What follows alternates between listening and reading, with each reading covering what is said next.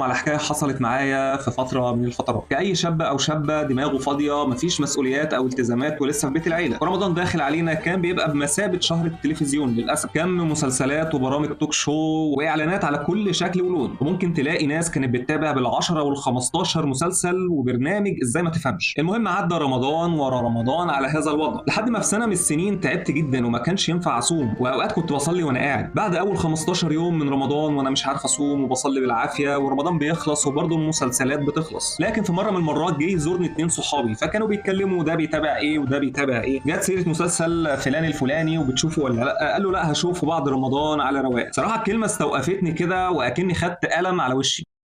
بنضيع 90% من وقته بين مسلسلات وبين نوم. في رمضان وتخيلت لو كان ده اخر رمضان ليا، واللي للاسف ما كنتش عارف اصوم فيه او اصلي كويس، كان ممكن اعيده ازاي؟ ورغم ان كل حاجه بتتذاع